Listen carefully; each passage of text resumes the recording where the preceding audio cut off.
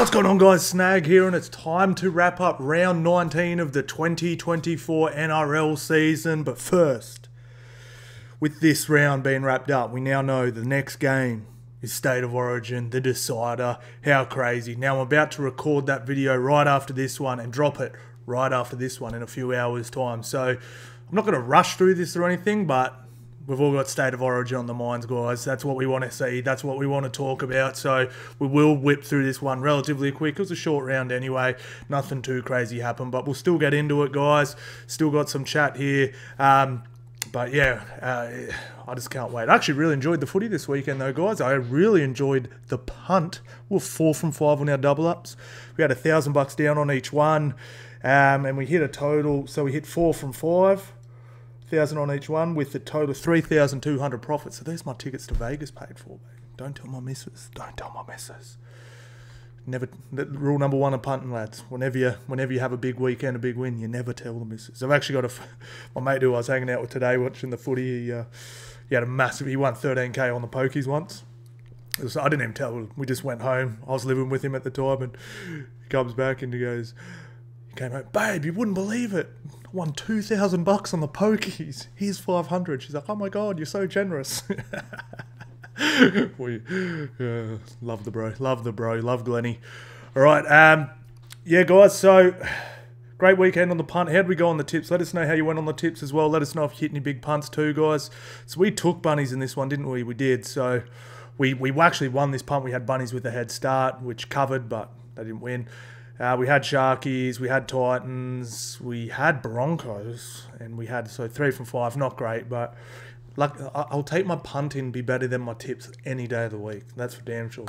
But yeah, it's tipping's been hard this year, man. Tipping's been hard.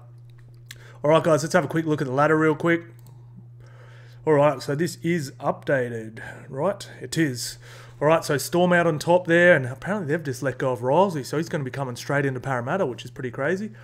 We have the Panthers, Roosters, no real moves and changes there, guys, because there was a lot of buys. Dolphins still sitting there. Seagulls in 7th, sorry. And that big win helped them out so much, so that actually put their for and against above the Doggies, who are in 5th. So they're only half a game behind 5th. Game behind the Sharks. Now, I've been saying this, so I think the Seagulls could be the team that pushes into the 4. I had them as my smoky for a top 4 at the start of the year. We'll get into that a little later, but Dragons push up into 9th, and Broncos 13th. Wow. Can you imagine at the start of the year if I did a video saying Dragons being 8th or 9th, equal 8th, just say 8th, and Broncos would be 13th after coming into round 20, everyone would have unsubscribed to my channel thinking I'd like lost my mind, that I was on the was it the glass pipe? But no, that's the way it's going down. Broncos and Warriors 12th and 13th. What were they? Second and were they 3rd or 4th? The Warriors last year. Crazy, absolutely crazy. And Parramatta and Bunnies 15th and 16th. We wouldn't have picked that either. But anyway. All right, on to the Rabbitohs versus the Dolphins. Now, I had one of the bros during the week say, hey, man, can you spend some more time on the Dolphins? You seem to brush over them pretty quickly. I think I do. I don't mean to, but I think I do a bit. So I'll give them, in our next preview, I'll give them a nice wrap. I really will. Now, 6 tries apiece. Goal kicking the difference. But I did feel like Dolphins were the better team. There was no real time where I was like, man, the Rabbitohs are going to chase this. I just really felt comfortable that the Dolphins are going to win this from the moment the ball kicked off. They just looked nice. Like I said, they've got to sort this out if they're going to be a genuine top 4 threat, have any success in the finals.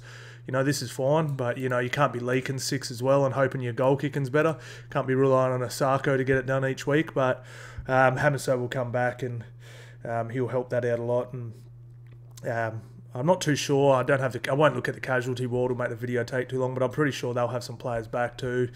Jeremy Marshall-King's such a big loss for them. I thought Plathy did a really good job, but he's just not Jeremy Marshall-King, and I really like Plath is that running lock. I really like him as a lock, and Ewan Aiken down as well. So it's going to be tough for the Dolphins, but they just keep surprising, keep doing so well, and yeah, it was great. Yeah, look, Tane Mill, I love this battle of the fullbacks.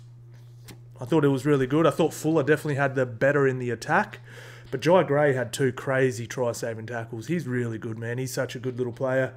I really enjoyed watching him play. And one thing I loved about this game, I loved that battle between TPJ and Kulamotangi at the start of the game. They just went at each other and bashed each other. And then it was really good. Without stepping over the line at all, just 2 alphas smacking each other, getting into it, and then, you know, shaking hands after the game. It was absolutely awesome to watch too. And Herbie Farmworth, drug test the bro, man. He is so good, man. I dare say, I actually think he's been Broncos' biggest loss from last year. I think Flegler was huge. Like, they're not quite as strong in the middle, but I would say, what's his name, the guy that replaced him? Jensen's been a pretty good replacement. Like, he's been pretty damn solid. Like, I don't think, and even like Kobe Hetherington has been pretty solid coming off the bench as well, and Xavier Wilson's probably better than Palacia was the year before. I know he's been a little bit injured, but I don't think they've lost as much in the middle as people think. I think a massive loss for them has been Herbie. Like I said, everyone's sort of been jerking off Selwyn Cobbo, how good he is in the centres. Yeah. I'm not for one second suggesting he's not, but Herbie just does. I did this in my preview before the season kicked off, and I said I have no doubt that Herbie Selwyn will be great in the centres, but will he do all that grunt work? Will he hit the line and drag 3 blokes for another 7 metres, get the ball, snap the ball with quick play the ball? Not really. And Herbie just really got the sets going along really nicely, and it's pretty crazy, man. I mean, Flegler, like I said, I'm not. If someone's like, "No way, it's Flegler," I'm not going to argue with you. I'm not saying it's night and day or anything, but yeah, Herbie for me has been their biggest loss. Rabbitohs actually won the possession, completed better. Run meters about the same, 1800 to 1700. Post contact about the same, 7 line breaks to 8, so pretty even, like really, really even. Tackle breaks 44 to the Rabbitohs. Wow. Average set distance though, Dolphins got them quite handily there. Offloads 11 to 9.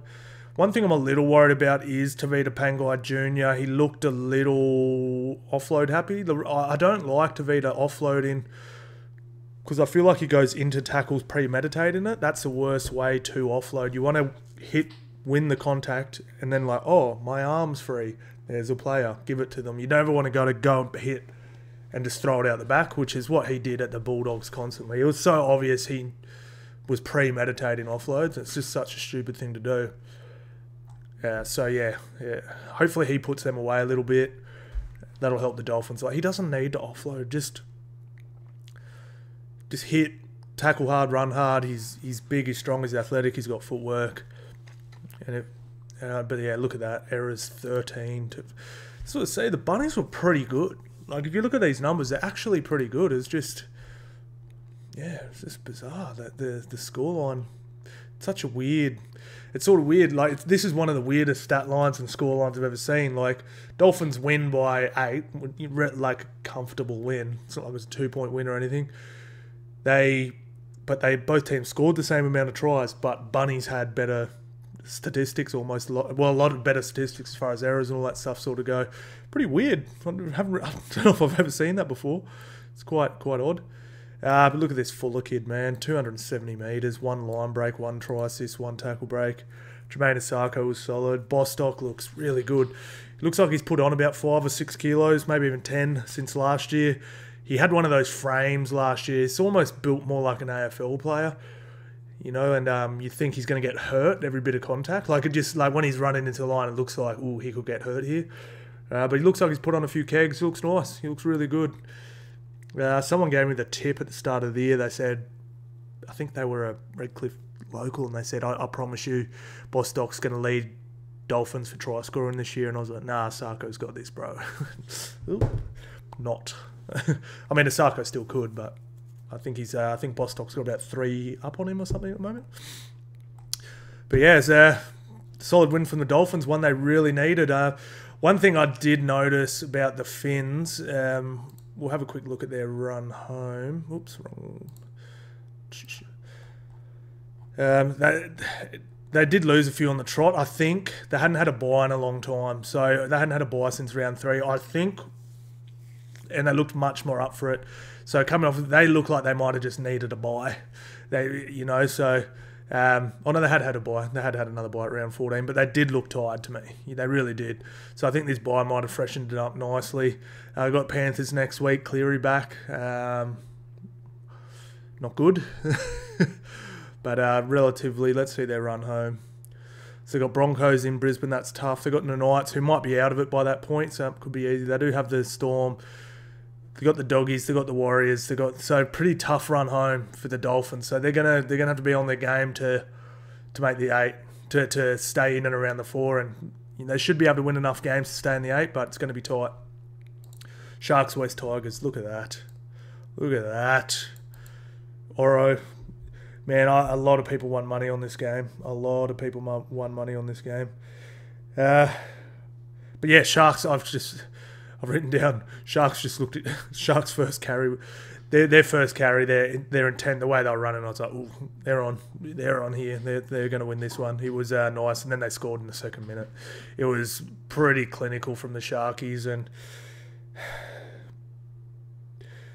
I loved Aikens and, what's the other guy's name?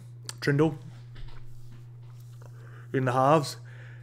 If they go on, if they start putting some scores on some teams, and then Hines is fit and ready to come back in 4 weeks' time, and they're 4-0, putting 30 points on each team each time, I don't know what they do. It's so hard.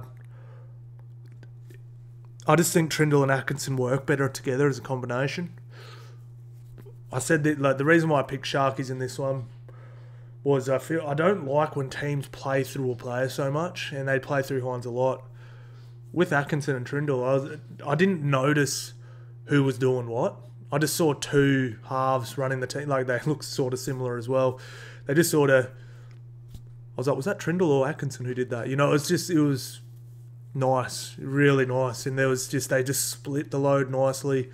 It was really, really good. And they've got to win some games for this to even become a conversation. They could lose the next 3 and they'd be begging for Hines to come back in. But, yeah, it was crazy.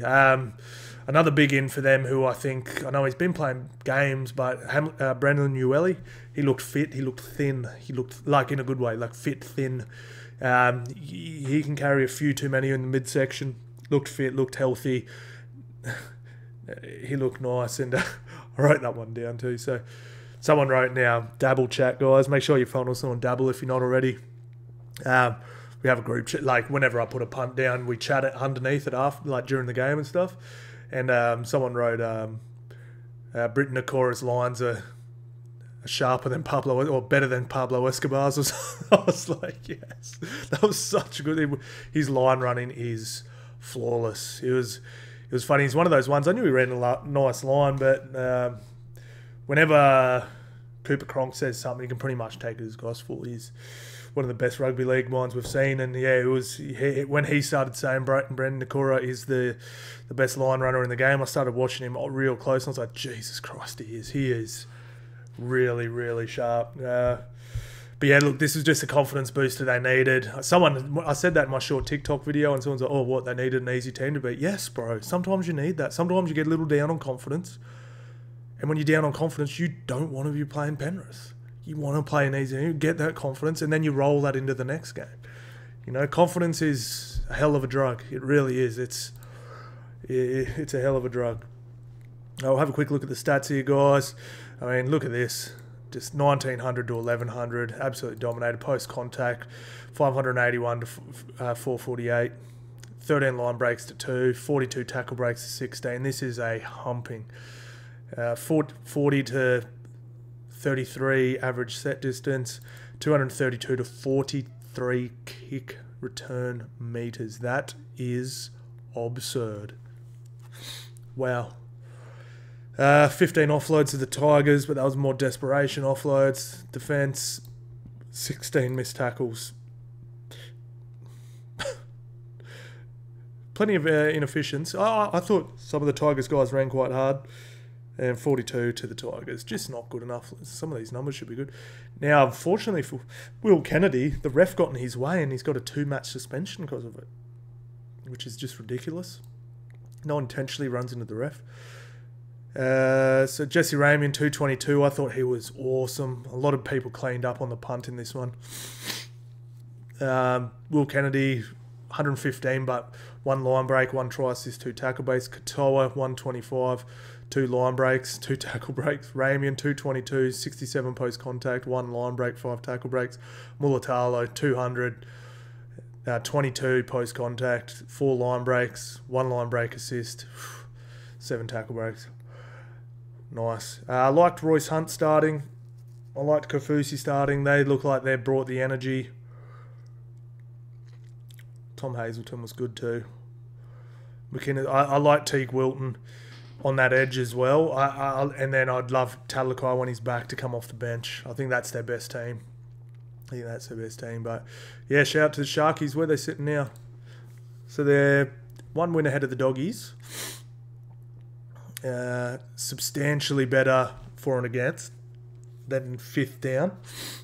So looking good. They're just, all they got to do is just win more games than they lose and they'll play finals.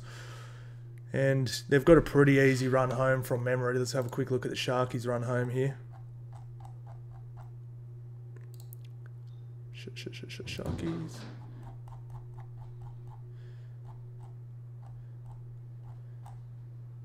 So they've got a bye, which is great. Nice freshen up. Then they have the Cowboys in Townsville. Tough game. Then they have Rabbitohs. Looks like Rabbitohs have sort of given up. Also no Latrell.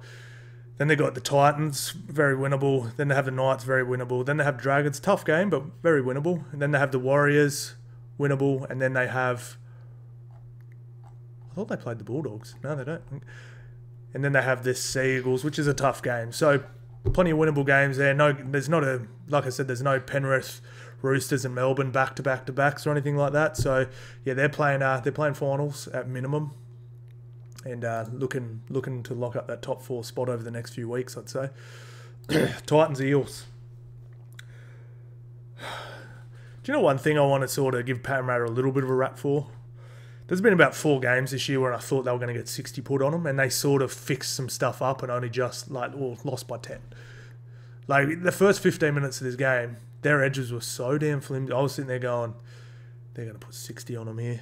They're going to put 60, and they fixed that edge up. Point stopped there. So I'm looking for positives. That's about it. Their jerseys were cool. Now look, some honest positives for Para. Look, Rilesy's locked up. I actually don't mind this Tago and Lorenzo Mulatalo. I actually think if they can get some footy in over the next month, they sharpen it. They've just been short. They've just been short of some good outside backs. I mean, you drop Zach Lomax in there, they're automatically a better team. You know, if they can hold on to Blaze Talangi, maybe Tago and Lorenzo become good, very good first graders. Let's just say one of those ends up being a bit of a gun. He has a real good off-season and comes good. You know, then you've got, Clint, let's just say Tago, Will Penasini and Zach Lomax as your back 4.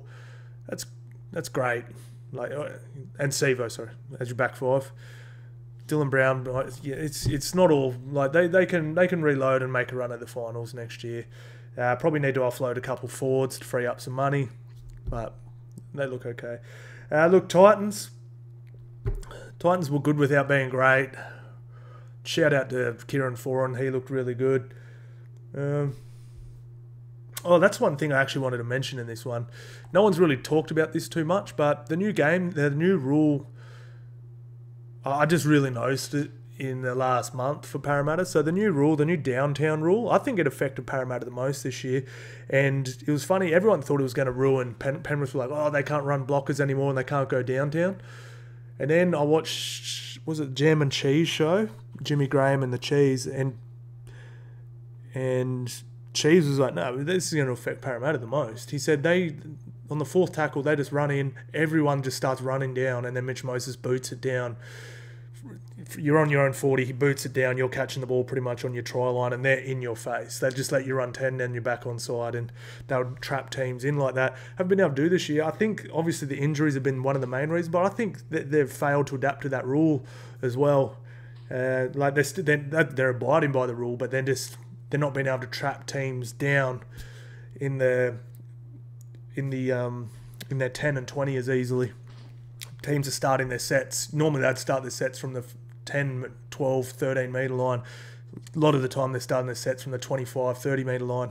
So, yeah, I think that's affected them a bit as well. But, yeah, look, Titans are going to shake some feathers coming out. They're not playing finals as far as I'm concerned. They're not playing good. They're playing really good footy. They're not playing good enough to tear everyone apart for the rest of the year. But really good signs for next year as well. Tino will come back at some point in the off-season and he'll rip and tear, and, you know, I think they'll be good. I really like Jaden Campbell at 6. I was shocked at how well he defended. He might have missed some tackles. I'm just talking about the eye test. For all I know, he missed 4 tackles. I don't care. I just physically he handled it. Like physically, I think he jolted the ball free a couple times. Definitely did at least once. He looked relatively strong. Like I said, if he has a big off-season, just get some weight in those legs. Doesn't need a big upper body, but just some weight in the legs. So he's got some leg drive. I think he might be their number 6. I mean, because Kenny and AJ are just nice. They're real nice. So, yeah, it's good. Positive signs for the Titans. All right, we'll see how this one played out. Nice completion rate from the Titans. 86%. I mean, like, Parramatta made a little run, but I never felt like the Titans were losing this one. Parramatta ran for a lot of metres. Jesus Christ, 2,000 metres? I've got to check who did the damage there. There we go. Kick return metres, 327. There's 1,700. That brings you back down to 1,700 in the middle. 6 line breaks to 5. 44 tackle breaks to 43. So relatively even there. Parramatta, average set distance 45. So they definitely showed some ticker here, Para. Both teams defended pretty damn poorly. 44 and 43 missed tackles. 11 to 12 errors, yeah. I was well aware I was watching 2 teams that weren't inside the 8 watching this game, but I enjoyed it. It was a good game. I just got to see who got all these metres for Parramatta. 2,000? Jesus. But yeah, like Jake Tungo and Lorenzo Mulatalo, like I wasn't like, man, those dudes are like the next guys up. But I saw 2 pretty good footy players in there that just one of those guys who could just go off and have a real good off-season, come back, and then you're like, oh, this dude's actually really good. So, who knows, we might build those up. So, Clint Gutherson, 260. There you go. Regan Campbell-Gillard, 202 metres, 53 post-contact. That's amazing. It's funny, a lot of people have been bagging Regan this year. I think he's been all right, eh? I think he's been all right. I'm not sitting here saying he's been crazy, but he's taken that tough carry when needed. He's come off the line and tried to put shots on when his team's been down, trying to inspire stuff. And Jaden Campbell, 3 line break assists, 3 try assists, 4 tackles. Wow. Let's have a look at his missed tackles. Jaden Campbell, 7 missed tackles. Yeah, so like I said, for all I know, he missed a bunch of tackles. I didn't notice them, but physically he looked like he could defend there. This could just be he hasn't played there much and he was getting wrong-footed and stuff like that, or just bad reads or whatever. But physically he looked like he could handle it. But yeah, 7's too many. 7's too many. So's 8. Brian Kelly, Jesus. And AKP, 3 line breaks. Brian Kelly, 1 line break assist. Jesus Christ. Yeah, Titans looking good. Where are they sitting? Now? 14th. They're sitting equal with the Broncos.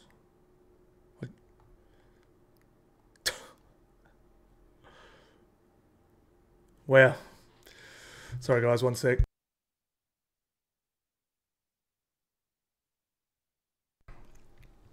Broncos, Dragons. Man.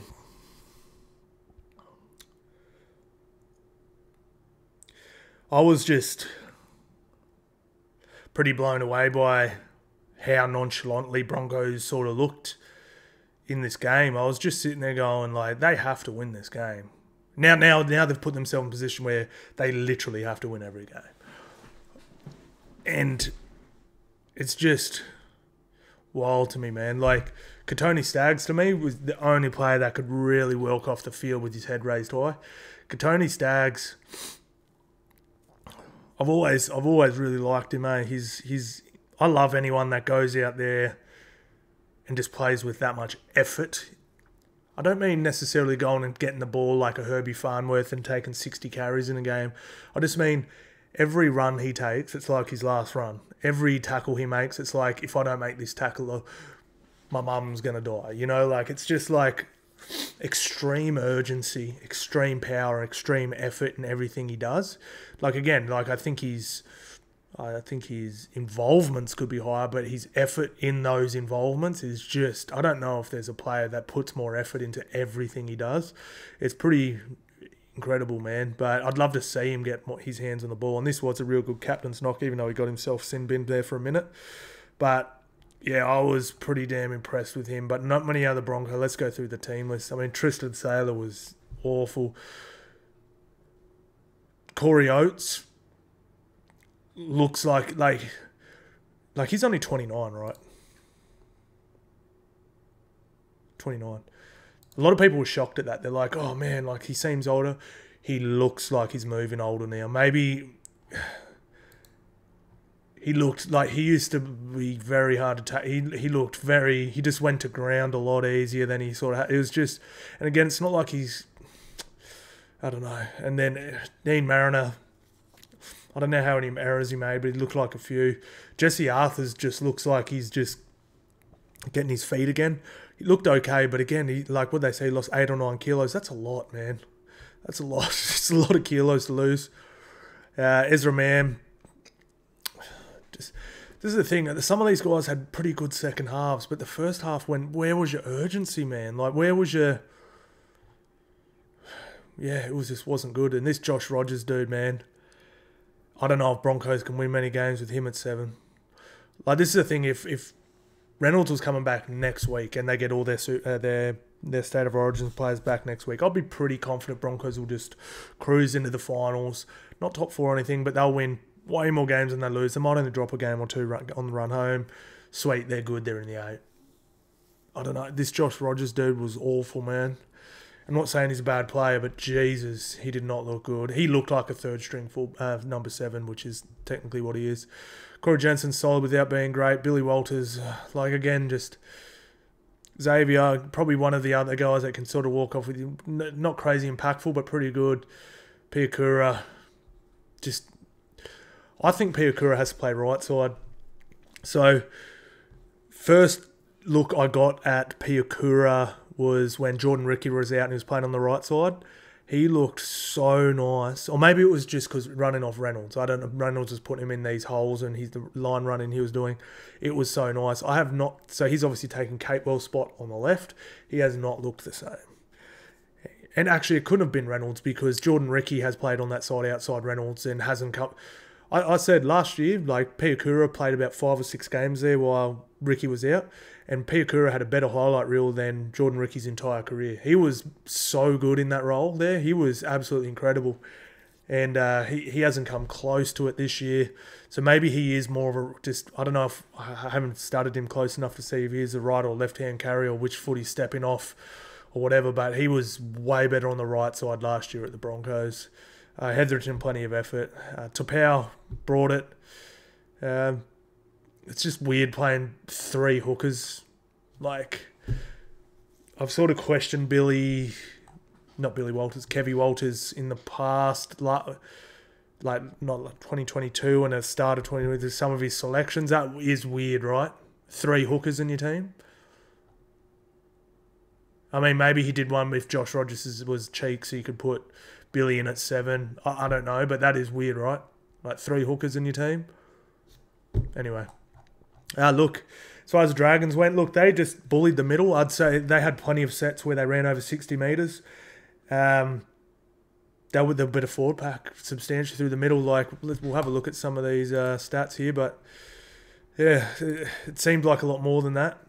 As you can see, if you take You know, the difference off here, pretty, like, obviously more kick return meters for the Broncos there, but definitely one of the meters here. I find this hard. I don't know how, but there was dead set where Broncos, maybe it was just the second half evened it out, but they're in the first 50 minutes of the game, Broncos are making 27 metres a set and Dragons are doing 55 every set. Like, it was pretty substantial. Post-contact there, pretty handily won by the Dragons. 5 offloads to 8. Broncos offloading plenty. Let's have a look at the missed tackles. 50 missed tackles for the Broncos. 37 for the Dragons. They weren't great, but still. He won it around 30 or under. 10 errors to 8. 4. I do think Dragons, I'm not saying they won because of this, but I do think Dragons got a little bit of the run in the penalties in the first half. It evened up a little bit in the second, but still not great. But yeah, it's not good, man. Let's have a look. So, I mean, Katoni Staggs ran for the...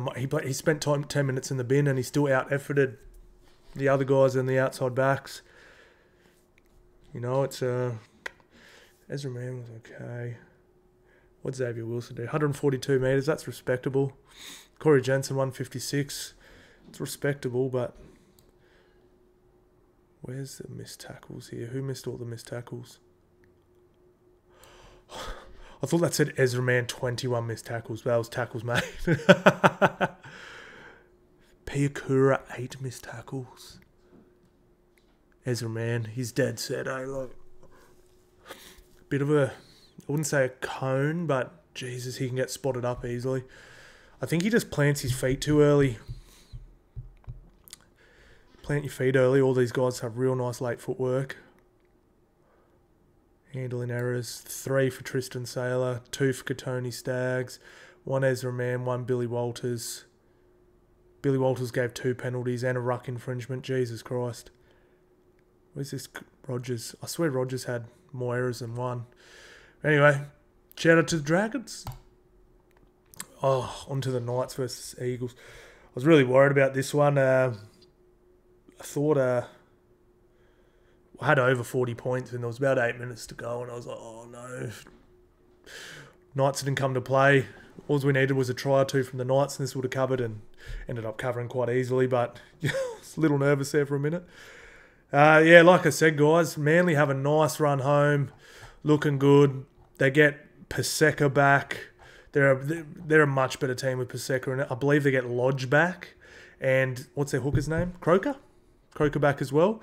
All in the next couple of weeks. They look like they could go on a steam train home. So where they sitting on the ladder now, they're coming... So they're 7th. They do have the extra game because they split the points with Manly. So they got 67 points. So they're actually ahead of the Doggies on for and against, just half a game behind. And yeah, they could push up. I think that the only team that could possibly drop out of the top 4, I think, could be the Sharkies. But if you're the Manly, at the very least, you want to finish 5th and 6th because at least you get a home final.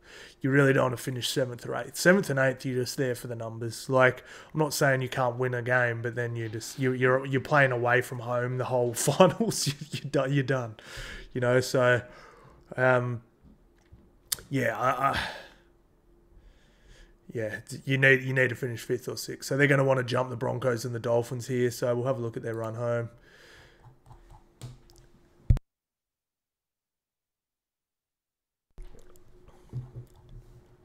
Such a big win for them up there in Townsville. All right, so they got the Titans at home. So another nice home game there for them. Then they do have the Roosters. They did beat the Roosters this year, though, remember? And then they have a bye. That's huge. So a couple more games, then a bye. Then I believe they should have everyone back by then. Then they got the Raiders. Again, like, Raiders could be out of contention at this point. When a team becomes out of contention, they're still going to rock up and try and win, right?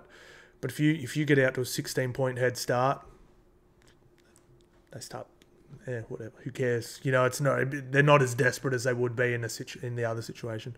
Then they have the Warriors, but at home at 4 points. Then they have the Tigers. Then they have the Bulldogs, and then they have the Sharkies. So super winnable.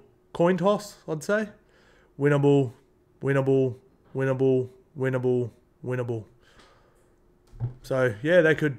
How many games they got left? So, 1, 2, 3, 4, 5, 6, 7. Is that 7? Yeah. Hang on. 1, 2, 3, 4, 5, 6, 7. Win 5 of them. Win 5 of them. No dramas. Easily win 5 of them. That's what they'd be aiming for, I reckon. 5 of these. You drop one, whatever. Let's say the doggies get you. Or like the Warriors and the Warriors and the Roosters get you. You get the rest, you're fine. You'll be pretty damn close to the top 4 if they win the next 5. 5 of the next 7 with the bye. They'll be looking pretty. Whoops. But yeah, look, I really liked... I like the way they'll play in Turbo, just less involvements. Wingers coming in. I was really impressed with Leha Hopewadi. He looked tough. He looked really tough, and his combination with Travojevic was pretty funny. They ran like I don't know what the play you'd call it, but where they sort of swept, and Tommy swept around the back and just fired a face ball across the centre to him. Failed the first 2 times, and I think it hit 2 or 3 times in a row after that. Real nice. Probably took... I mean, I'm guessing... I'd say Lehi's timing was off more than Turbo's would have been. And but that looked really nice. It was dangerous. And yeah, I like what they're doing. I thought this Caleb Naval was pretty good. Nathan Brown just brings that energy. The only criticism I don't think Ola Kawadu got a run until about the 25th minute. I'd love to see him take a few carries early. Just get him into the game. Jam in the half or whoever is running that, and then that will open up the edges. They went to the edges straight away. Like, they literally nearly scored. Well, they did score quite early, 5th minute, but they nearly scored before that, I think. And they just went straight out the back first time. I'd love to see them hit Olakawadu a couple times, and then go out the back after. But whatever. Knights to me just looked done. They just didn't show up. They looked like they just didn't want to be there after about 20 minutes. And honestly, I think 44-6 almost flattered them. Like, they would never in this. That try they got was just Tyson Frizzell, who never gives up, But yeah, it was pretty poor. Pretty poor. 87% completion for the Sea Eagles. That's what you want. Run for 2 kilometres. Restrict them to 1,600. Plenty of post contact, plenty of line breaks, plenty of tackle busts, 49 average set distance. Not many offloads, which is good. But yeah, just this... Vossi kept saying it in the call, right? Like, if you're down 16... Like, they were down 16 points there for a while, the Knights. And I get it, kicking to a corner, pinning them. But at some point, you have to start competing for kicks, like bombs, right? Like... You have to make it like, what are you going to do? Like, okay, so let's say you give them a little bit better field position than they wanted. Like, you're losing anyway. You're going to lose anyway playing that negatively. Like, and you playing the percentages, look what it got you. 44 hung on you. Like, I don't know. I think you got to... Like, you can contest a few things. Let's say Saab drops 1 or 2. All of a sudden, he's got the wobbly boot. Now bombs are going his way. Now he's can't drop the... You know what I mean? So, yeah, I really don't get it. Like, I get kicking the corners, like doing the Nathan Cleary thing, boxing them in. But I keep telling people this, and when they say, oh, it's good, you're not Penrith, bro. You're not Penrith. Stop trying to play like them. Like, it's... Trying to box them in that 10 by 10 square metre box in the coming out of their own end is cool if you're Penrith. And I'm not saying don't do that ever. Like, do it. But when you're clearly getting humped, you're getting outgunned, why not try something where you drop it a little short, you drop it around the 25 metre line and give someone a genuine shot like Zach Lomax does at St George to snatch the ball. I don't know. Maybe I'm crazy. But yeah, Turbo looked great. I liked it. It was just like, you don't need him to be the workhorse as well. 19 carries, beautiful. That's plenty. You know what I mean? That's plenty of involvements. You don't need him doing 26, 27. 167 metres, 3 line break assists, 3 try assists. Brilliant. You're playing finals. If your 4-pack holds its own and you got Turbo doing this, you're done. You're playing finals. I thought Saab looked nice. Such a weapon to have like a genuine speed on your edges. I thought Tommy Talau was nice. Ruben Garrick actually looked pretty strong. And Lehigh Hopewadi, like I said, was really good. 4 line breaks, 1 try assist. How he caught the ball and flicked it back in for Tommy Talau. That was so slick, man. That was like one of the first times. Normally I see a try, I'm like, oh, try. I was like, what? Like, I was blown away. I couldn't believe that was just the way he did it, so slick. It's just like he was playing in the backyard. Boom. I can't remember whose reaction it was. I think it was, what's the Pommy fella's name? Will Price. He was sort of running back. And like he sort of had, like he's got him covered. And then he flicked the ball in and just went, he's like, oh, cannot believe he just did that. Like, you know, when the other team's doing that, going, oh, like, you know, you've done something pretty awesome, man. How good. But yeah, look, Knights, they've got the Broncos next week, and if they don't win this, they're done. Let's have a look at next week's games, guys. Sorry for brushing over that last game, guys. I'm just, like I said, it was a hiding. Knights didn't give us much to talk about. We've spoken about the Manly. They look nice. They look good. They look powerful. They got players coming back. And Knights just, if they don't beat the Broncos next week, they're done. Now, where is this game? All right, so first we have Raiders versus the Wars. So I'd say, wow, this could be a really interesting round of footy, guys, because we could have some, like, knocking out of contention games. All right, so, 1 sec.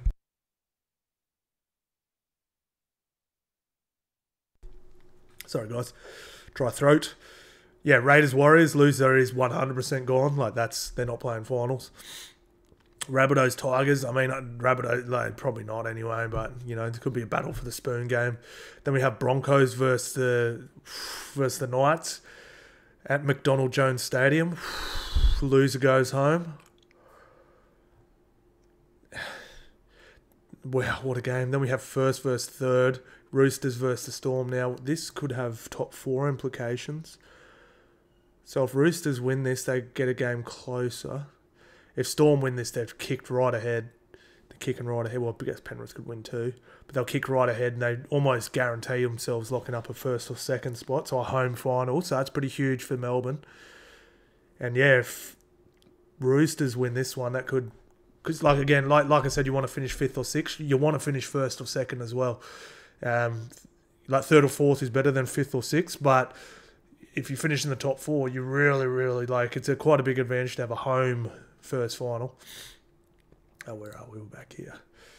So, huge game there. Dolphins-Panthers. Nathan Cleary back possibly. So, big game for the Finns in Penrith. Tall task. But if they win this one, like I said, push them up. Sea Eagles versus the Titans. Seagulls should get that one. 4 points, look good there. And then Cows Dogs, another big one. Like I said, with a few teams sniffing and that could push up, like these teams coming 5th to 8th, you got to keep winning. And these are the games you have to win, right? When you're in that 5th to 9th, 10th, these are the games you have to win, right? Like on your run home, right? It doesn't matter if you lose to Penrith. It doesn't matter if you lose the Roosters or the Melbourne Storm, like, because the teams around you are probably going to lose to those guys as well. You can't lose to the teams at the bottom, and you have to beat the teams around you. That's what you have to do. So this is really, really big for the Cows and the Bulldogs. Dogs not great at home, but yeah. So, like I said, if Cows win this, they've got 2 buys left. No, they've got 1 buy left now. Dogs have used all their buys, so they'll... For and against, how are we looking? No, so for and against. So, but yeah, like they probably won't jump the doggies unless they give them a spanking. But yeah, they could be there or thereabouts. Could be there or thereabouts. Yeah, it would be big. And if they can give them a spanking, you know what I mean? Like, if they do end up, you know, that for and against towards the end of the year can be really, really important. So if you can spank the teams in and around you when you're in and around the 8, because your points go up and theirs go down. You know what I mean? So if Cowboys win by 20. Yeah, they only move up to 21, but they take 20 points off the doggies as well. You know, so... But yeah, that's going to be a good one. Who's the favourites in that game? That's a nice game to finish Sunday with. Oh, bloody hell, it's 6:15 p.m. Country Bank Stadium. Cowboys slight favourites. And then we have St George, Para, and Sharkies with a bye. All right. Oh, geez, I don't know who I'm going to go in these. So I don't know. All right, guys, that's it. Like I said, guys, if you made it this far, you're an absolute legend. Make sure you subbed, guys. And yeah, State of Origin video coming up soon. And thank you all so much for watching, guys, and I'll see you on the next one.